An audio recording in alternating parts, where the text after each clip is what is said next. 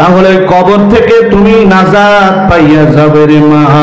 এক নম্বরে স্বামীর খেদমত, স্বামীকে মান্য করবে, স্বামীর হুকুম জারি রাখবে, স্বামীর কথা মতো চলবে মা। দুই নাম্বার আমল হলো মা, জীবনে কোনোদিন পর্দা ছাড়া বাহিরে যাবে না। এই মায়েরা তোমরা এই দুইটা আমল করো গো মা। আজকে এই জালসা থেকে গ্যারান্টি দিয়া দিলাম মা রে, কবরে তোমার আযাব হবে না। আওয়াজ দিয়ে বলুন কথা ঠিক কিনা? কারণ নবী বলেছেন, যেই স্বামী বলবে যে আমার বিবি ভালো, আল্লাহর নবী বলেন ওই মহিলাটা হবে জান্নাতি। কথা বলেন ঠিক কিনা? আল্লাহর নবী বলেন যে বিবি বলবে আমার স্বামী ভালো, আল্লাহর নবী বলেছেন যে ওই স্বামী হলো জান্নাতি। এটা জিকির করেন লা ইলাহা ইল্লাল্লাহ, জোরে লা ইলাহা ইল্লাল্লাহ।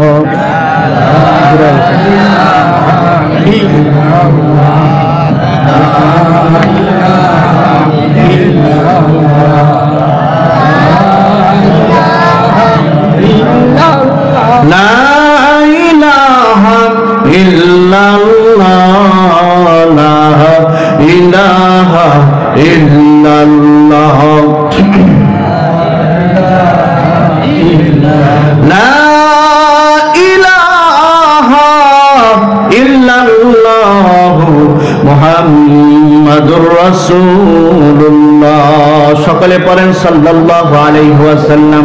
মায়েরা আমার, এখানে এমন আছেন যাদের মাও নাই বাবাও নাই, এমন একটা লোকটা হাত তুলেন তো ভাই, যাদের মাও নাই বাবাও নাই, এমন কেউ আছেন?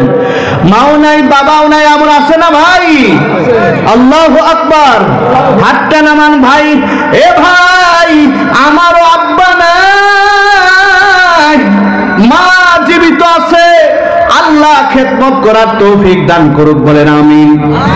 ভাইরা আমার, যাদের মাও নাই বাবাও নাই, কবরে হাউমাউ করিয়া কান্দে, আল্লাহ পাক বলেন ও দরদের বেটা রে, ও দরদের বিটি রে, কবরের জেলখানার মধ্যে বড়ই কষ্টের মধ্যে আছি, মা বাবা কবর থেকে ডাকে, ও দরদের বেটা, ও দরদের বিটি, কবরের জেলখানার মধ্যে বড়ই কষ্টের মধ্যে আছি রে বেটা, কিছু যদি নাহি পারো সূরা ফাতিহা একবার, ইখলাস 3 বার পড়িয়া আমার কবরের বকশিশ করিয়া দিয়া যাও, ওই গোরস্থান বাড়িতে দান করো, আল্লাহর রাস্তায় দান করো, মনে হয় কবরের আযাব মাফ হইয়া যাইতে পারে। আসেন ভাইয়েরা আমার, আমরা সকলেই কবরের জন্য প্রস্তুতি গ্রহণ করি। মায়েদের জন্য 2টা আমল, আপনাদের জন্য 2টা আমল, মনে আছে? বলেন তো 2টা আমল কি পুরুষ ভাইদের জন্য? 1 নম্বরে 5 ওয়াক্ত নামাজ কোনদিনও ছাড়বেন না। ছাড়বেন? 5 ওয়াক্ত নামাজ ছাড়বেন না। এমনও লোক আছে পৃথিবীতে জীবনে তাহাজ্জুদের কাজাও হয় নাই, তার তো নামাজ, ফরজ নামাজ, ফরজ নামাজ তো কাজা হয় নাই, তাহাজ্জুদ কাজা হয় নাই। জোরে বলেন আল্লাহু আকবার।